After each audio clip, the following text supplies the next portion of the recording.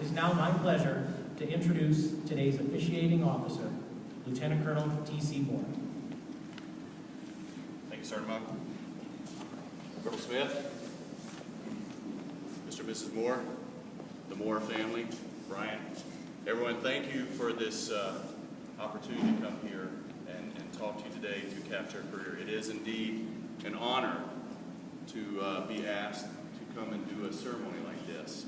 And one way of looking at it is I get to stand in for all the supervisors and commanders that Brian has had over his career.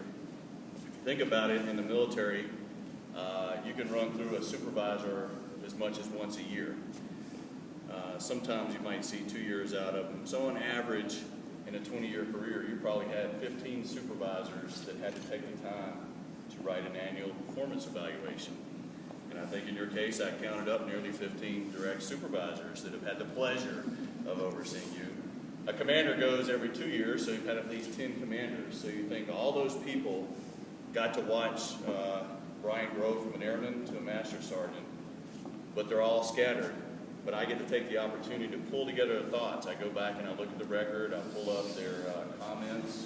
I even try to email a few people to see what we can dig up on. And you're given an opportunity to stand in for all these people.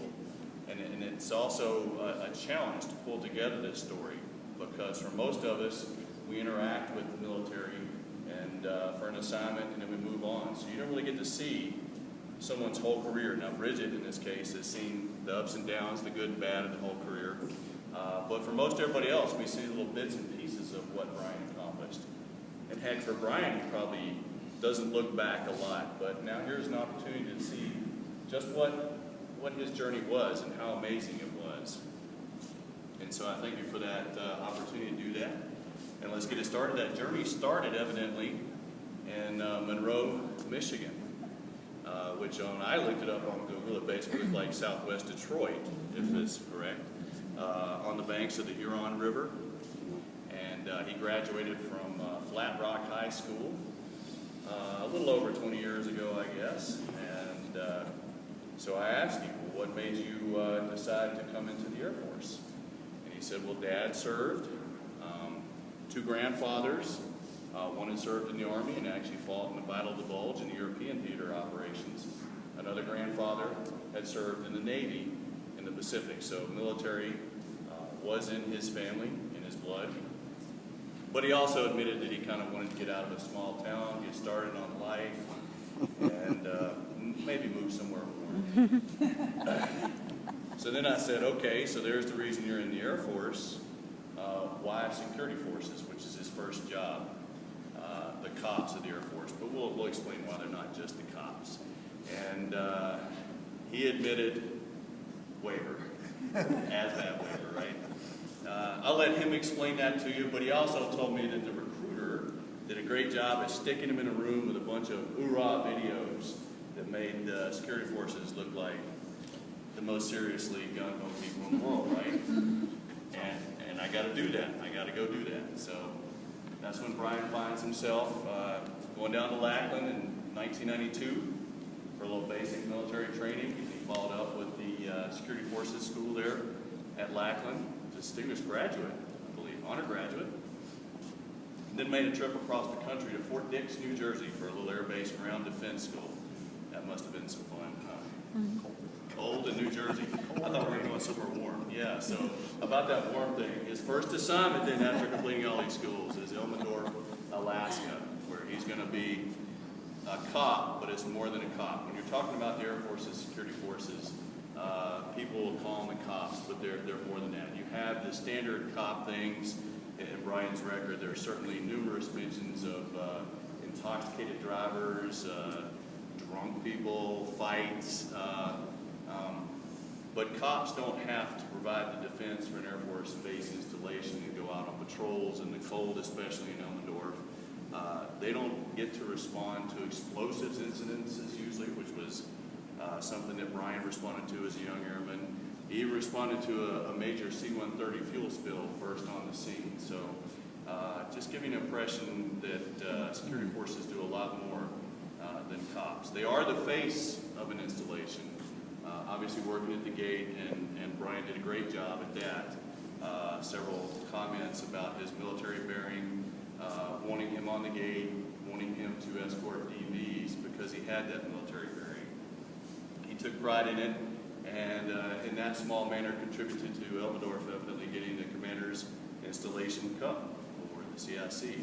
And that's when the commander comes in, that team is looking at things like how are the gate guards looking? Are they sharp? Are they on top of things? So he also got to start his Air Force deployments early. It looked like he went to Guam, Korea, and then maybe deployment up to Eielson for even warmer conditions for Arctic survival school. So he's really getting into this cold air stuff, I think. I'd like to hear some stories about Arctic survival. And at this time, we met somebody, right? Yes. Yeah, that's you. Met Bridget there. Got married soon after they met, evidently. So it's been congratulations on over 20 years of marriage. That's it's a great thing. That's good news. Now, of course, Brian being Brian, I asked him, and all he said was we were set up on a blind date. And so I cornered Bridget before the sermon and said, "Come on, Bridget, give me the real story. Give me something to work with here." And she goes, "Well, you know, we're young airmen. We don't have a lot of things going on. We went to a dorm party." And evidently, Brian, you didn't really necessarily stand out. I don't know. Maybe you brought the wrong drink or something. It wasn't there until you went to Alaska State Fair, right? He's nodding. Yeah, I better say yes. I'd like to hear what goes on at the Alaska State Fair. I've never thought about having a state fair that far north. The power goes out. What's that? The power goes out. The power goes out. And you'll be surprised to note that one of the people that I did contact goes all the way back to that time. Do you remember the name John Gamage? He was evidently one of your supervisors, but he had a great quote. He says, "It's been 18 years since my time as the flight sergeant on the night shift at Elmendorf Air Force Base, but then Senior Airman Brian Moore stands out in my mind as a very professional and intelligent airman that always made me look like a good leader," and that's the key. It's always good when your troops make you look good, right? As a young airman, Senior Airman Moore was very proficient law enforcement patrolman. I recall his detection and processing of several DWIs in response to large confrontations at the enlisted club. Sounds like there was a lot going on at the enlisted club. His dedication and due diligence ensured that the Wolfpack flight was recognized as the best flight in the 3rd Security Forces Squadron. Please pass on my congratulations for his great accomplishment and tell him I said welcome back to the civilian world. So it was great to find someone from way back. So now he's standing out as a Security Forces policeman, but the Air Force said we need you to move to F.E. Warren, which is in Cheyenne, Wyoming. And because of how well he'd done, I may be saying it differently. To me, you were upgraded because you were still a Security Forces, but you were responsible for something there at Cheyenne called the Base Information Security System, right? The BIS, because they had nuclear warheads there. They had nuclear storage areas. They were transporting nuclear weapons.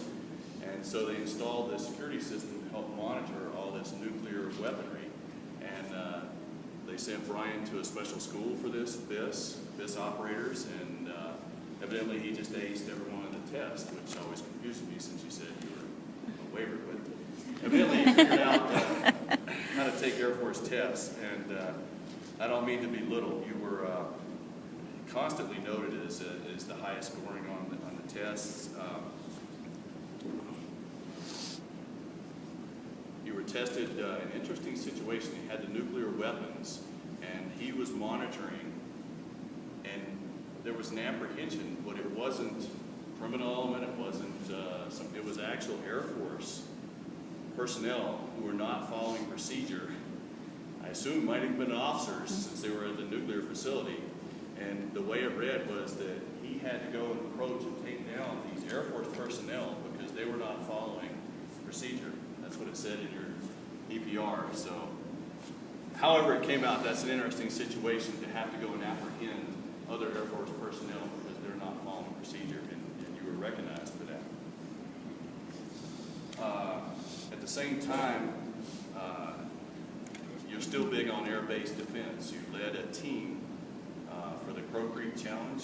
Is that like an air-based defense challenge? Yeah. Many teams. So give an idea of what's involved in an air-based defense challenge. Oh, we just had to, you know, play in mud and shoot stuff. Yeah, shoot stuff, play in the mud. Stuff that's not easy. And he was the team captain and led the team to a top 5 finish.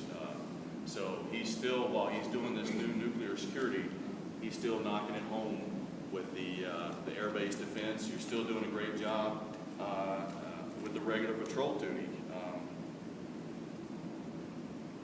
It says that there was fires, vehicle accidents. You were first on the scene for these. So he's still doing all of this, really standing out. Captain the softball team, talking about going out and playing with your buds out there in the softball team. I didn't realize you were a softball guy. Then he took time off base to lead a Operation Child Identification, you know, the fingerprints and photographs for the local town. So he's actually outreaching to the community. And obviously all that he's doing and all that he's doing successfully is reflected in his EPRs, his annual evaluations. He's getting comments like unrivaled professionalism, top 1%, and you'll hear that throughout his career. And I like this one, he will amaze you. So he's standing out, he's getting noticed. And then there was another event at F.E. Warren. Daughter Lindsay was born in 1998 at the F.E. Warren Hospital, and Bridget was telling me it was one of the last born because most of our Air Force bases have sadly closed down large medical facilities and don't have, especially neonatal units, but evidently you were born there. I don't know if you had any memories of being born there. So life was busy in 1998, but the Air Force says you're doing so well. In 1999, they upgraded into something missile security control. And that's moving away from the regular security forces job and focusing on the 12,000 acres of land that have nuclear missile silos scattered all over it. So now he's responsible for teams of personnel to protect our nation's defense weapons. You're still scoring 100% on the missile security controller test. So you're tested there. He was also tested early in the job with protesters.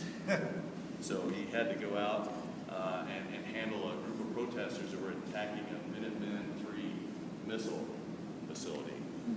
Anything to... That was often. That was often. Often, frequently, yeah. And so what do you do with people in those situations? Do you... Oh, you call the marshals. The marshals come out. We get them off the LF, and then the marshals come, apprehend them, and they go to federal court. And that particular group, I think they got 5 years plus because they actually got over the fence and onto the blast doors. So most of them, you A know. little bit of excitement back in the day, huh? It's not much excitement anymore. That was Well, big that- to-dos right there. What's that? That was big to-dos right Yeah. there.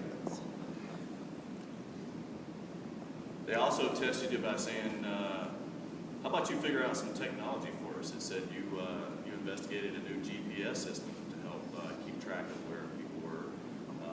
You're supposed to shake your head yes, not Yes. confused. I'm pulling all this stuff out of your record, so whether somebody was creative with your record or not, you go, yes, dang straight I did that. I installed that GPS system all by myself. Y'all know who I am. He's a leader now. He's controlling and directing 20 teams. And one time there was evidently a major blizzard and 150 alarms went off, and he successfully and safely took care of all those. I like the comments in his EPR here. Born leader. There we are, shown leader. But really I like a two-step process. I noticed in 1 year it said 1 step ahead of his peers. Then the next year, evidently struggling for something creative to say, it was 2 steps ahead of his I've been in that situation. I felt whoever was writing that, but 2 steps ahead of his peers. There you go. That's Brian. Okay.